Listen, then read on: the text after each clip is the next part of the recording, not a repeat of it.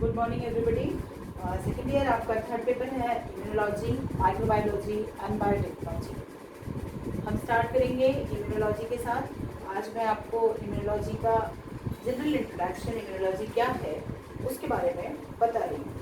प्रतिरक्षा विज्ञान इम्यूनोलॉजी है। प्रतिरक्षा विज्ञान किसी भी प्रकार के इन्फेक्शन के प्रति, किसी भी प्रकार की बीमारी के प्रति, अगर मैं आपको जनरल समझाऊं तो किसी भी बीमारी के प्रति हमारी बॉडी में अपना एक सिस्टम होता है। दवाइयाँ तो हम लेते हैं, पर उन दवाइयों के लेने से पहले हमारी बॉडी का सिस्टम उन पर काम करता है। उनके साथ साथ हमारी बॉडी का एक सिस्टम काम करता है। वो सिस्टम जो है वो उनके खिलाफ हमारी बॉडी की लड़ाई कराता है। उन बीमारियों से एक लड़ाई होती है जो हमारी बॉडी के खुद के अंग जो है वो करते हैं। इसको हम बोलते हैं प्रतिरक्षा। ये हमारी बॉडी जो कर रही है इसको हम बोलते हैं प्रतिरक्षा। और इम्यूनोलॉजी उस प्रतिरक्षा की स्टडी है। उस प्रतिरक्षा का जो अध्ययन है वो कहलाता है इम्यूनोलॉजी। इसको हम कहते हैं प्रतिरक्षा विज्ञान। जैसे मैंने कहा, ये जो हमारा गुण है, ये जो हमारा कैरेक्टर है कि हम इन्फेक्शन के प्रति किसी न किसी के प्रकार का रिस्पॉन्स हमारी बॉडी में दिखाते हैं, इसको हम कहते हैं हमारी बॉडी की इम्यूनिटी। ये कहलाती है इम्यूनिटी। और ये जो प्रतिरक्षा विज्ञान है, इस प्रतिरक्षा का अध्ययन है, इम्यूनिटी का अध्ययन जो है वो इम्यूनोलॉजी कहलाता है। तो जैसा मैंने आपको कहा, then it is called as study of immunity. हम इसको स्टडी ऑफ इम्यूनिटी कह सकते हैं या हम इसको साइंस ऑफ इम्यूनिटी भी कहते हैं। ये प्रतिरक्षा का विज्ञान है, ये प्रतिरक्षा का अध्ययन है। प्रतिरक्षा क्या? इम्यूनिटी किसके प्रति? Immunity to infection. एक टर्म हुई आपके सामने इम्यूनिटी, दूसरी टर्म हुई आपके सामने इन्फेक्शन। जैसा मैंने अभी आपको बताया, इम्यूनिटी तो क्या है? हमारी बॉडी की प्रतिरोध क्षमता है जो कि किसी भी इंडिविजुअल के द्वारा, किसी भी व्यक्ति के द्वारा दर्शाई जाती है, जबकि उसकी बॉडी में किसी भी प्रकार का कोई भी इन्फेक्शन, इंजरी किसी पैथोजन के द्वारा, किसी माइक्रो ऑर्गेनिज्म के द्वारा, जो कि वायरस भी हो सकता है, जो कि बैक्टीरिया भी हो सकता है, उसके द्वारा हो जाए तो हम उसको कहते हैं प्रतिरक्षा। इसी का दूसरा जो बात मैं कर रही हूँ, इन्फेक्शन। इन्फेक्शन क्या है कि हमारी बॉडी के जितने प्रोटीन्स हैं उनको आइडेंटिफाई करने की, उनको पहचानने की क्षमता हमारी बॉडी में होती है। कुछ स्पेसिफिक ऐसा कुछ पाया जाता है, जैसे जैसे हम डिटेल स्टडी करेंगे मैं आपको हर चीज़ के बारे में बताऊंगी। आज मैं आपको जनरल बता रही हूँ। कुछ ऐसा पाया जाता है हमारी बॉडी के प्रोटीन्स पर कि उनको सेल्फ प्रोटीन की तरह हमारी बॉडी आइडेंटिफाई करती है। कोई भी उनसे अलग, उन प्रोटीन से अलग जिनको कि हमारी बॉडी पहचानती है, कोई भी नॉन सेल्फ प्रोटीन अगर हमारी बॉडी में आ जाए, किसी भी प्रकार का कोई नॉन सेल्फ प्रोटीन हमारी बॉडी में आ जाए और वो हमारे अंदर जाके किसी ने पहले तो मल्टीप्लाई हो, अपनी संख्या बढ़ाए और वो किसी न किसी प्रकार की बीमारी कर दे, डिजीज कर दे, तो उसको हम बोलते हैं इन्फेक्शन, संक्रमण। संक्रमण और उस संक्रमण के खिलाफ हमारी बॉडी की किसी न किसी प्रकार की प्रतिरोध क्षमता वो कहलाती है इम्यूनिटी। तो ये दो चीज हुई, इम्यूनिटी और इन्फेक्शन। अब हम अगर किसी प्रकार का संक्रमण, मान लीजिए मैं हूँ आज, अगर मैं किसी वायरस के संपर्क में आ गई, और आज की कंटेस्ट में देखें तो कोरोना वायरस तो एक बहुत ही बड़ी समस्या हमारे सबके सामने पूरे विश्व में हम जूझ रहे हैं, जिसके प्रति ना इम्यूनिटी डेवलप हो पा रही है और होने में भी समय लगेगा, ना हम वैक्सीन बना पा रहे हैं। पर खैर, हम अभी इम्यूनिटी को क्योंकि पढ़ रहे हैं, हम इम्यूनोलॉजी को पढ़ रहे हैं, तो मैं इन बड़ी बड़ी टर्म्स से, वैक्सीन और इन सबसे आपको कंफ्यूज नहीं करना चाहती। आज हम जनरल इंट्रोडक्शन की ही बात करेंगे, तो जनरल इंट्रोडक्शन पे ही रहिए। मान लीजिए मुझे किसी प्रकार का कोई छोटा मोटा जुकाम, फ्लू ये हो गया, तो वो वायरस क्योंकि मेरे अंदर चला गया, अंदर जाके वो मल्टीप्लाई हुआ, मल्टीप्लाई होने के बाद उसने मुझे बीमार कर दिया।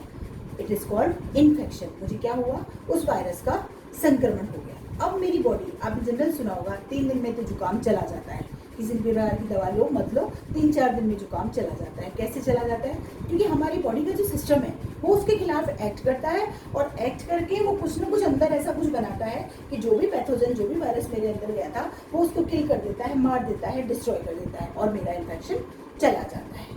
तो इसके लड़ाई में, इस प्रतिरोध क्षमता में मेरी बॉडी के कुछ अंग, कुछ सेल्स काम करते हैं। इस पूरे सिस्टम को हम बोलते हैं इम्यून सिस्टम। तो नेक्स्ट चीज जो हम इस पूरी इम्यूनोलॉजी में आगे पढ़ेंगे उसमें इन्वॉल्व है इम्यून सिस्टम। मेरी बॉडी में एक तंत्र है, तंत्र आप समझते हैं जैसे हमारा पाचन तंत्र होता है, जैसे हमारा श्वसन तंत्र होता है, उसी प्रकार से एक तंत्र है जो पूरा मिलकर इन सब जो भी बाहर के जो प्रोटीन आ रहे हैं मेरे अंदर वायरस के रूप में या बैक्टीरिया के रूप में या किसी और फंजाई के रूप में, उन सब के खिलाफ लड़कर कुछ काम करता है, तो उसको हम कहते हैं इम्यून सिस्टम। इम्यून सिस्टम जो भी इसके खिलाफ एक्टिविटी दिखाता है वो एक्टिविटी कहलाती है इम्यून रेस्पॉन्स।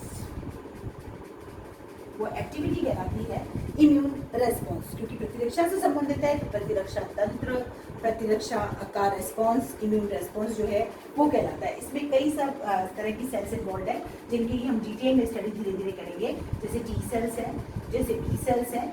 ये सब ऐसी सेल्स हैं जो कि कहीं ना कहीं इस प्रतिरक्षा तंत्र में इन्वॉल्व है। और जनरल आपने WBC तो शुरू से पढ़ा हुआ है, जो फैगोसाइटिक सेल्स हैं हम उनको हमारे बॉडी के सैनिक कहते हैं। तो जो फैगोसाइटिक सेल्स हैं, WBC जो है वाइट ब्लड सेल्स जो हैं, वो प्रतिरक्षा तंत्र में एक महत्वपूर्ण भूमिका निभाती है। तो ये इम्यून सिस्टम है और ये जो मिलकर जो भी रिस्पॉन्स दे रहे हैं उसको हम कह रहे हैं इम्यून रेस्पॉन्स। हमारी बॉडी की वो एक्टिविटी जो एक इंडिविजुअल इस बाहरी प्रोटीन के प्रति दिखा रहा है वो कहलाता है इम्यून रेस्पॉन्स। अब ये अगली जो हमारे सामने चीज़ आई वो आई नॉन सेल्फ प्रोटीन। ये सब चीज़ें क्या है या वो क्या है जो हमारी बॉडी के अंदर इम्यून रेस्पॉन्स को इंड्यूस कर देता है, हमारी बॉडी में इम्यून रेस्पॉन्स के लिए रिस्पॉन्सिबल है, उसको हम बोलते हैं एंटीजन। ये जो बाहरी प्रोटीन है ये कहलाता है एंटीजन। ये जैसा मैंने अभी आपको कहा, ये माइक्रोब होता है और ये वायरस भी हो सकता है, ये बैक्टीरिया भी हो सकता है। बस इसका कैरेक्टर क्या है कि जैसे ही किसी इंडिविजुअल की बॉडी में इंड्यूस होता है, इन्वेशन हो जाता है, गलती से चला गया, जानबूझ के चला गया, गंदा पानी पी लिया, किसी ऐसे व्यक्ति के संपर्क में आ गए, जिसकी खांसी के संपर्क में आ गए, छींक के संपर्क में आ गए, किसी चीज़ को छू लिया जहाँ जो कि कंटामिनेटेड थी, जिस पर कि बैक्टीरिया वायरस लगा हुआ था, तो ये हमारी बॉडी में चला जाता है। और वायरस आप जानते हैं सजीव और निर्जीव के बीच की कड़ी माना जाता है। इसको करेक्टिव लिंक कहते हैं सजीव और निर्जीव के बीच का। मतलब क्या है कि ये बेसिकली तो निर्जीव है, अगर ये अकेला है तो ये निर्जीव है, नॉन लिविंग है, इसमें किसी प्रकार का कोई जीवन नहीं है। लेकिन जैसे ही ये किसी होस्ट सेल के ऐसी के संपर्क में आता है जो कि जीवित सेल है, तो ये अपने आप को मल्टीप्लाई कर सकता है, अपनी कॉलोनी को डेवलप कर सकता है। तो इसमें जो करेक्टर्स है सजीवों के वो आ जाते हैं, इसलिए हम इसको सजीव और निर्जीव के बीच की कड़ी मानते हैं। तो जैसे ही ये हमारी बॉडी में किसी भी होस्ट की बॉडी में एंटर करता है तो ये वहाँ पे एक स्पेसिफिक रेस्पॉन्स को जागृत कर देता है, चालू कर देता है, शुरू कर देता है। इसको हम बोलते हैं एंटीजन। ये कहलाता है एंटीजन। इस एंटीजन के खिलाफ हमारी बॉडी जो प्रोड्यूस करती है वो कहलाता है एंटीबॉडी।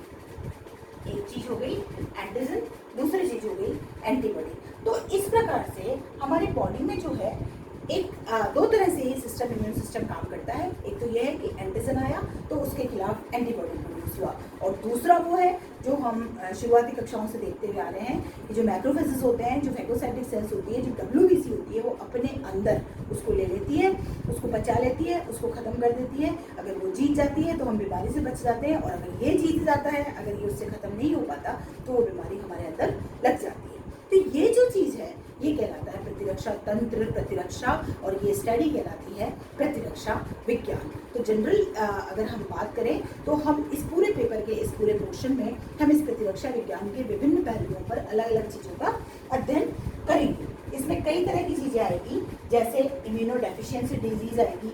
आप सब लोग जानते हैं AIDS, AIDS, acquired immuno deficiency syndrome, AIDS जो उसमें क्या होता है, आपका इम्यून सिस्टम कमजोर हो जाता है, इम्यूनिटी काम नहीं करती है, और इस वजह से क्योंकि आपकी इम्यूनिटी काम नहीं करती है तो आप जनरल किसी भी प्रकार के इन्फेक्शन से बहुत जल्दी ग्रसित हो जाते हो, आपकी बॉडी बहुत जल्दी बीमार हो जाती है। सिमिलरली हम यहाँ पे हाइपर सेंसिटिव रिएक्शंस को देखेंगे। हाइपर सेंसिटिव रिएक्शन अगर मैं वैसे तो हम डिटेल में पढ़ेंगे, पर मैं आपको जनरल बताऊँ तो एलर्जी, जैसे मान लीजिए गर्ल्स समझ सकती है इस बात को, मेटल की चूड़ी पहनी, एक दिन चूड़ी पहनी, दूसरे दिन सुबह आपको छोटे छोटे यहाँ पे दाने मिलते हैं, that is hyper sensitive reaction. ये एक प्रकार की एलर्जी है। गले में कुछ अगर नकली पहन लिया, सोना नहीं पहना, कुछ और पहन लिया, छोटे छोटे दाने बन जाते हैं, ये एलर्जी है। तो इस प्रकार की बहुत सारे पोलन ग्रेन्स से कई लोगों को एलर्जी होती है कि जब पोलन ग्रेन्स निकलते हैं तो छींके वगैरह शुरू हो जाती है, मौसम चेंज होता है, किसी को मिट्टी से एलर्जी होती है। ये सब हाइपर सेंसिटिव रिएक्शन है, ये भी एक प्रकार का इम्यूनिटी का ही पार्ट है। सिमिलरली एक कंसेप्ट है ऑटो इम्यूनिटी। बॉडी अपने ही प्रोटीन को, मैं बार बार कह रही हूँ कि बाहरी प्रोटीन आता है और उस बाहरी प्रोटीन को आइडेंटिफाई करती है बॉडी और उसके खिलाफ एंटीबॉडी प्रोड्यूस करती है। लेकिन कई बार क्या होता है कि बॉडी अपने ही प्रोटीन को, कुछ ऐसा डिसऑर्डर हो जाता है, कुछ ऐसी कमी हो जाती है, कुछ ऐसी गलती बॉडी में हो जाती है कि वो अपने ही प्रोटीन को बाहरी प्रोटीन की तरफ पहचानने लगती है और उसके खिलाफ एंटीबॉडीज का प्रोडक्शन शुरू कर देती है। तो अब वो खुद के लिए घातक हो जाती है, वो अपने आप को खत्म करने लगती है। That is called auto immune disorders. इनको हम बोलते हैं ऑटो इम्यून डिसऑर्डर्स। इसी प्रकार से इम्यूनोटॉक्सिकोलॉजी, कई बार टॉक्सिन्स का सिक्रेशन होने लग जाता है तो वो इम्यूनोटॉक्सिकोलॉजी कहलाती है। B cells, T cells, CMI, AMI मतलब cell mediated immunity, antibody immunity, इन सब के बारे में हम धीरे धीरे डिटेल में पढ़ेंगे। इसके बाद हम बात करेंगे इम्यूनिटी कितने प्रकार की होती है, किस प्रकार से मिलती है और कैसे कैसे हमारी बॉडी उसको गेन करती है।